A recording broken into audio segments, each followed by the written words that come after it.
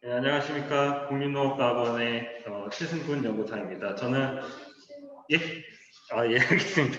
예, 예, 최승근 연구사입니다. 저는 앞서 조 박사님이 발표해주신 GCM 불확실성이 고려가 되어야 한다라고 했는데, 그래서 불확실성을 고려해서 그 기후 자료를 바탕으로 농경지 양분 유출 기후 변화 영향 평가를 수행한 내용을 보여드리겠습니다. 저는 이제 SSP 시나리오는 아니고요. RCP 시나리오를 적용을 하였습니다. 처음으로 이제 저희 연구실을 소개드리면 저희 농업환경오염연구실이고요. 물환경 연구와 대기환경 연구를 수행하고 있습니다. 주요 임무는 다음과 같습니다. 그래서 저는 농경지 양분 유출 영향 평가를 하고 있는데요. 저희 환경 영향 평가에 있어서 기후변화의 양분 유출을 평가를 하도록 고시가 되어 있습니다. 그래서 그 법정 업무로서 과제를 수행을 하고 있습니다. 농업은 상당히 많은 공익적 기능들을 수행을 하고 있습니다. 근데 좋은 효과도 있지만 외부 효과라고 해서 여러 가지 공동체 기능을 지니고 있는데요. 좋은 효과도 있지만 양분 불균형 그리고 환경 부담 가중 등의 외부 불경제, 부정적 외부 효과 등도 함께 나타나고 있습니다. 그래서 현재 친환경 농업과에서 하는 얘기도 친환경 농정의 방향이 이제 인간 중심에서 환경 중심으로 이제 간다고 하고 있거든요. 그렇기 때문에 이런 긍정적 외부 효과를 최대화시키고 부정적 외부 효과를 감소시키는 방향으로 앞으로 친환경 농정의 방향이 잡혀 있습니다. 긍정적인 외부 효과는 다음과 같이 수질, 대기, 정화 효과도 있고 생태계 유지의 효과도 있습니다. 그러나 이제 부정적 외부 효과로 과도한 비료 사용 그리고 그런 것들로 인해서 빗점 오염원이 수질을 오염시키는 경우가 발생을 하고 있습니다. 한국농어촌공사 연구를 바탕으로 보면 국내에서 이제 빗점 오염이 차지하는 비율이 농촌의 영향이 약 49% 정도라고 보고 있습니다. 그래서 이제 그 원인을 봤더니 농경지에서 배출수에 포함되어 있는 질소라든지 인산 같은 것들이 하천들에 영향을 준다. 그렇기 때문에 이런 부분을 잘 관리를 해야 된다라는 이야기들이 있습니다. 그러나 이제 현재 농촌의 현실을 바라보면 농경지 토양양분 불균형 등 농촌 환경 부하가 증가를 하고 있습니다. 이제 가축분뇨 발생량이 매년 증가를 하고 있고 이 부분들의 처리에 관해서 각종 민원들이라든지 갈등이 발생을 하고 있고요. 질소 수지는 OECD의 3.4배로 1위, 인수지는 OECD 평균의 9.2배로 2위를 차지하고 있습니다. 따라서 이제 친환경 농업을 실현하기 위해서는 이런 부분들에 대한 해결이 꼭 필요하다라고 할 수 있습니다. 하지만 이제 최근 기후 변화로 인해서 농촌 환경이 또 악화가 우려가 됩니다. 기후 변화로 인해서 토양 양분의 변화 이것들이 이제 양분 유출에 영향을 줄 수 있고 특히 강해진 강우 강도 등이 또 토양 침식 양분 유출에 영향을 주고 있습니다. 또 생물 계절 변화도 이제 영향을 미칠 것으로 판단되는데 이 부분은 제가 뒤에 나온 연구 결과를 통해 말씀을 드리겠습니다. 저희가 기후변화 영향평가를 위해서 양분유출 평가 모형은 에이펙스 모형을 사용하였습니다. 에이펙스 모형은 농업활동이 하류 속에 미치는 영향을 평가하기 위한 모델이고요. 기존의 HSPF 모델이라든지 수학 모델에 비해서 가지는 특장점은 굉장히 농장 및 소유력 단위 가진 작은 작은 범위 내에 있는 유출 모델이라고 할 수 있습니다. 그렇기 때문에 어떤 농경지에서의 농업 활동 등을 표현할 수 있는 모델로서 특장점을 가지고 있습니다. APX 모형은 그래서 관계 방법, 작물 생육, 윤작 체계, 농약 사육법, 최적 관리 기법 등을 구현을 하고 있고요. 특히 수학 모델과 연계를 할 수 있다는 점은 굉장히 중요한 장점으로 부각되고 있습니다. 에이펙스 모형의 적용 사례를 보면 기후변화 영향평가에도 지금 계속해서 활용이 되고 있고요. 특히 이제 최저관리 시나리오에 따라서 농업의 지속 가능성 평가에 대해서 해외에서도 많이 사용되고 있습니다. 에이펙스 모형의 구조는 다음과 같습니다. 기후 자료라든지 토양 자료 그리고 각종 농업 활동 자료 등이 들어가서 구동이 되고요. 최근에는 저희가 에이펙스 패디 모형을 개발하였습니다. 기존의 에이펙스 모델은 미국 텍사스 A&M에서 개발된 모델인데 저희가 미국 텍사스 A&M과 국제공동 연구를 통해서 에이펙스 모형을 패디 모형을 개발하였습니다. 그래서 논의 담수 재배 환경을 고려를 하였고요. 경운도, 썰어질에 의한 영향, 그리고 유출도 어떤 워터 밸런스에 의한 유출을 저희가 모의를 하였습니다. 그래서 낙수기에는 밭 알고리즘 CM 디스차지를 활용하고요. 담수기에는 물수지 알고리즘을 따르게 되어 있습니다. 이 모델과 기후변화 시나리오를 바탕으로 저희가 기후변화에 따른 양분 유출 영향평가 결과에 대해 말씀드리겠습니다. 저희가 앞서 말씀드렸지만 전지구 기후 모형을 총 9개의 GCM을 사용하였습니다.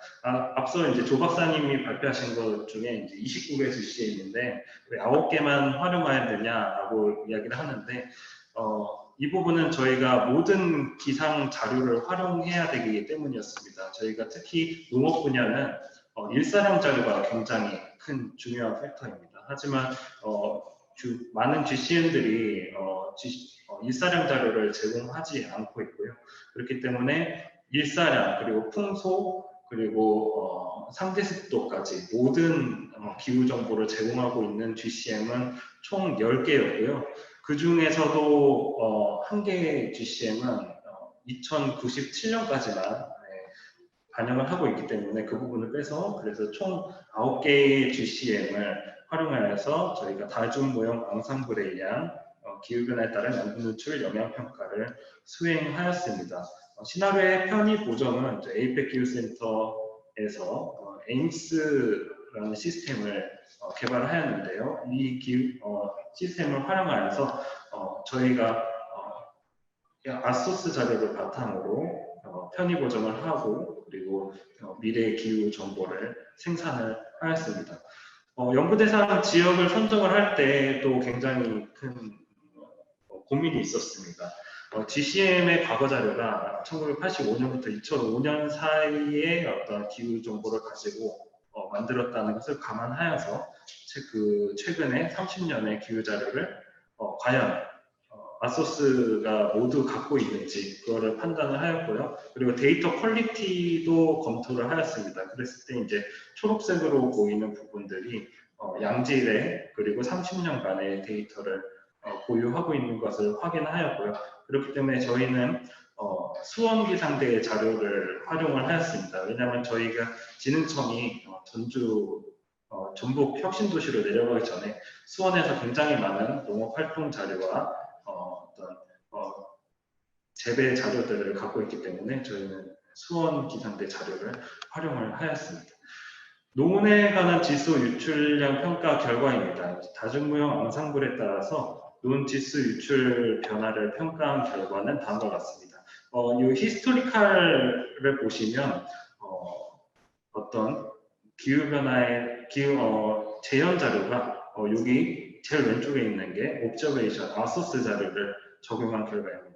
그것과 굉장히 유사한 범위 내에서 움직이는 것을 확인할 수 있습니다. 그리고 또한 이걸 봤을 때 확인할 수 있는 것은 농경지에서의 양분 유출이 굉장히 편차가 굉장히 크다는 것도 확인을 할 수 있습니다.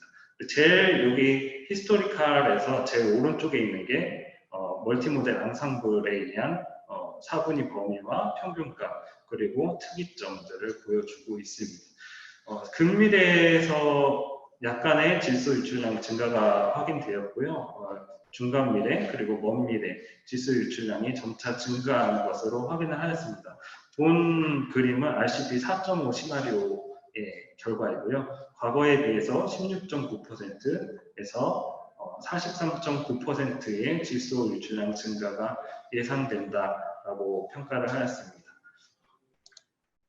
그리고 이거는 이제 RCP 8.5 시나리오입니다. 과거 기간에 비해서 51.4%에서 76%까지 질소 유출량, 논의 질소 유출량이 증가할 것으로 예측을 하고 있습니다.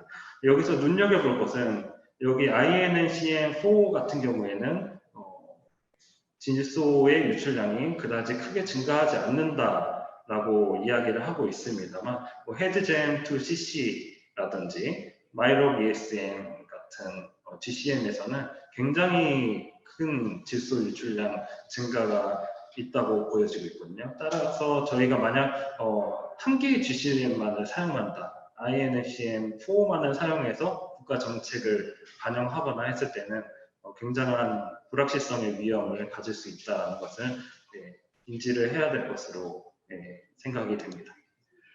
그리고 기후변화에 따라서 눈 양분 유출이 왜 이렇게 증가하게 되는지를 좀 판단하기 위해서 월별 변동량 분석을 하였습니다. 그랬을 때 제 위에 보이시는 거는 이제 유출량의 변화입니다. 강수량이 증가함에 따라 RCP 4.5 시나리오, 8.5 시나리오 모두 점차 증가하는, 유출량이 증가하는 경향을 보였는데요.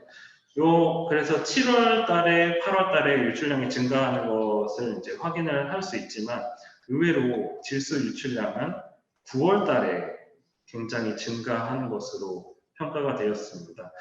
이 원인을 살펴봤을 때 생물 계절의 변화, 그러니까 일찍 벼가 등숙하고 수확이 끝나버리는 생육 기간이 단축되는 결과가 기존의 농업 활동과 디커플링이 발생하면서 이런 결과가 발생하는 것으로 확인되었습니다. 하지만 제가 말씀드리고 싶은 거는 실제 미래는 이렇게 흘러가지 않을 것으로 생각됩니다. 왜냐하면 벼 품종을 선택이 아마 바뀔 것이고, 그리고 아까 안옥선 단장님께서 말씀하셨다시피 재배 기간의 변화도 영향이 될 것으로 생각됩니다. 본 연구에서는 농업 활동 정보를 그대로 활용을 하였기 때문에, 현재 상태로 고정해서 활용했기 때문에 이런 결과가 나온 것 같고요. 다양한 적응 기술들이 적용이 된다면 또 다른 결과를 보여줄 수 있을 것으로 판단을 하고 있습니다. 다음은 밭에 대한 질소 유출 영향평가 결과입니다. 저희는 지금 현재 밭에서 경사지, 옥수수, 가을 배추, 윤작 체계를 에 대해서 모니터링을 하고 있기 때문에 여기에 이것에 관한 모델 적용 결과입니다. RCP 4.5 시나리오, 8.5 시나리오 모두 과거 기간에 비해서 질소 유출량이 증가할 것으로 예측을 하고 있습니다. 그래서 RCP 4.5 시나리오와 8.5 시나리오의 차이를 여기 보실 수 있습니다. 점점 미래로 갈수록 불확실성이 굉장히 증가하는 것을 확인을 할 수 있었고요. 다음은 인산, 밭에서의 인유출 영향평가 결과입니다.